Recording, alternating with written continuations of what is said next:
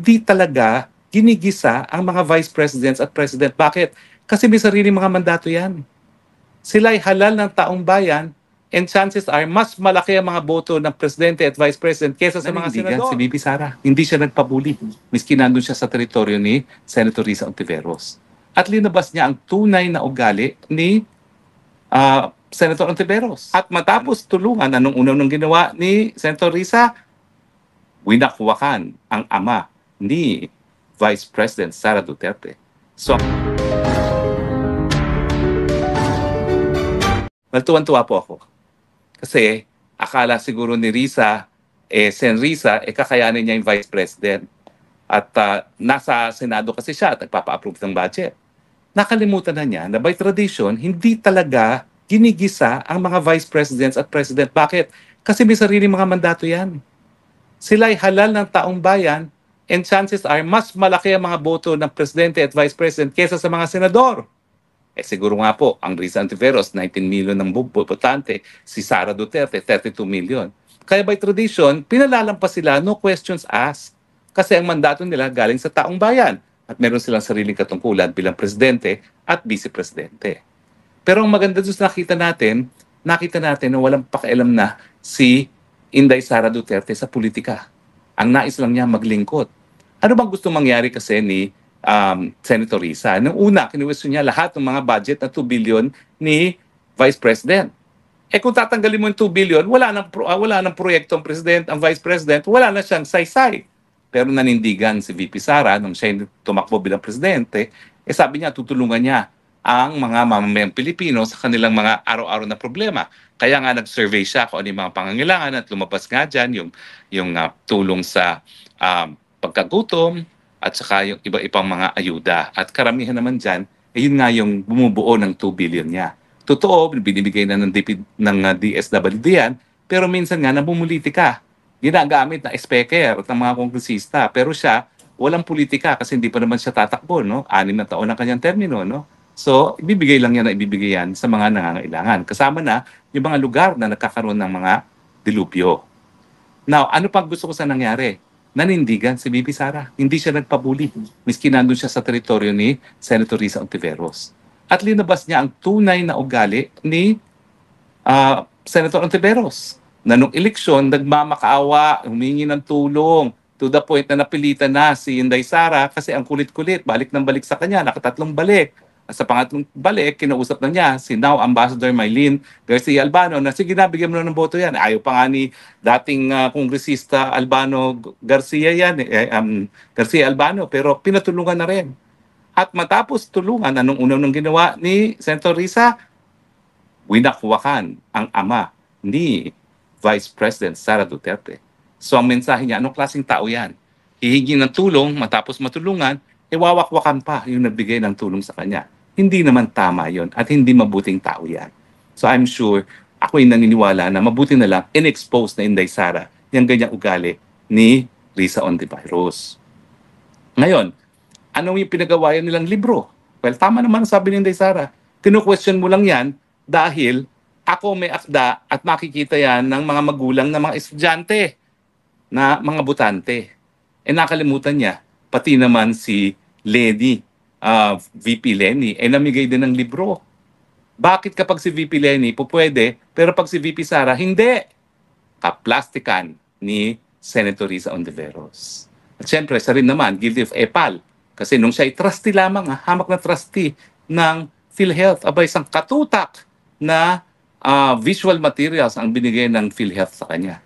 Dapat yan, lahat talaga yung mga pinag-gastusan ng PhilHealth para siya manalo ng senador, dapat bayaran niya, no? Dahil wala namang kinalaman niyang mga ads niya niyan sa trabaho ng PhilHealth. At saka yung pera ng PhilHealth, o naman ang uto ng Universal Healthcare, dapat yan ginugol para sa kalusugan ng mamamayan, hindi sa mga posters at iba pang advertising materials ni Risa Ontiveros.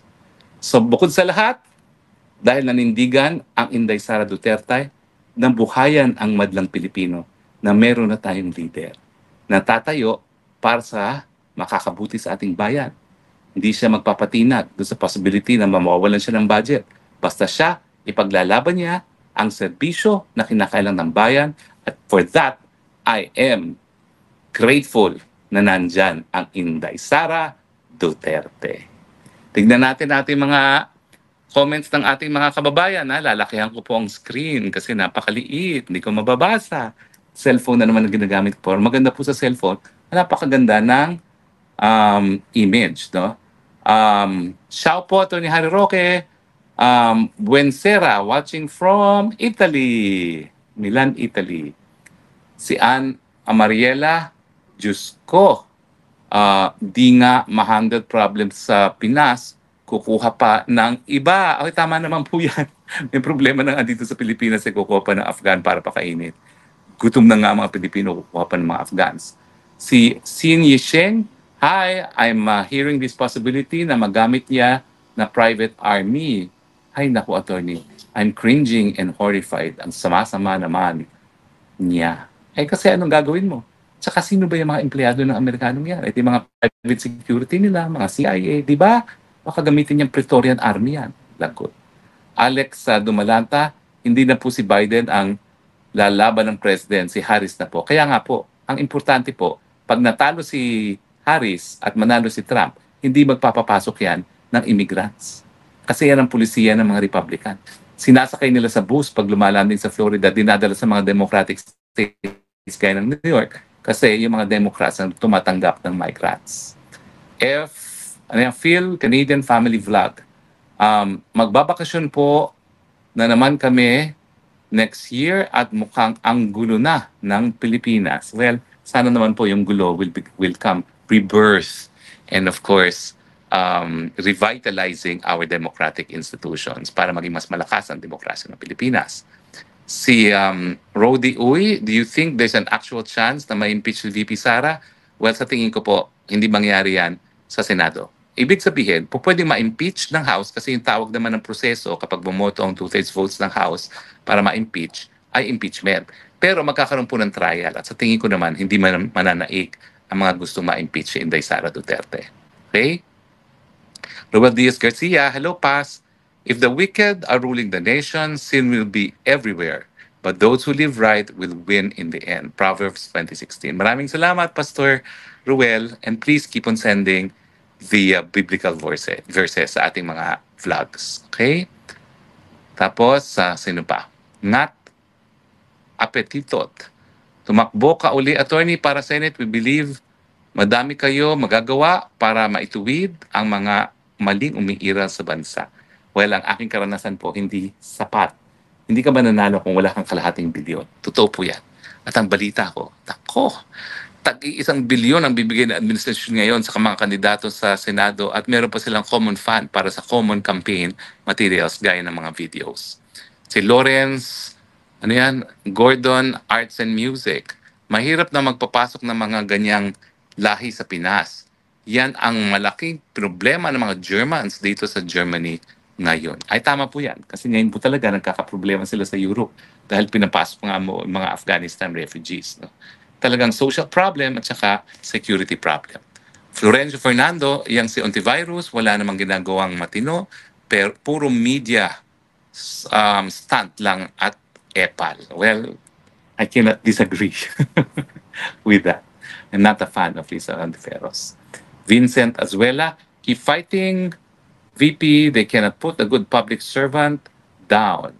Huwag padala sa trapo style ni antivirus. Hindi kanya ka-level. Tama naman po, hindi niya kanya ka-level.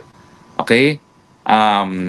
Irene Tayog, maimbang nga Rabi, attorney, watching from England. Ano naman ang gagawin ng Afghan sa Pinas? Grabe naman yan. Oo nga eh. Alam mo, hindi ko nga maintindihan kung processing lang. Di dali nila sa Germany, may base militar sila doon. Sa Turkey, may base militar sila doon. At saka syempre, bakit sa Pilipinas pa? Nandiyan naman ang Guam, mas malapit. Di ba? Oo. Tapos, Mel on the go.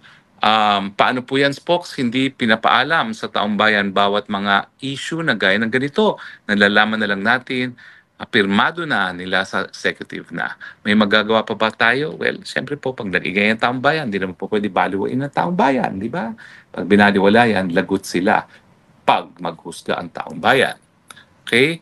Si Alakdang Gubat, yan ang isang dahilan Kaya nagalit sila kay VP Inday Sara Duterte dahil nag-oppose si VP Sara na magpapasok ng mga Afghanistan. O, naalala ko po yun. Talagang isa sa dahilan yan. Okay? Okay, kulang na. Basa pa tayo ng konti, tapos uwi na ako. Si Babatid, AKP Alex, sobrang feeling talaga reason na yon.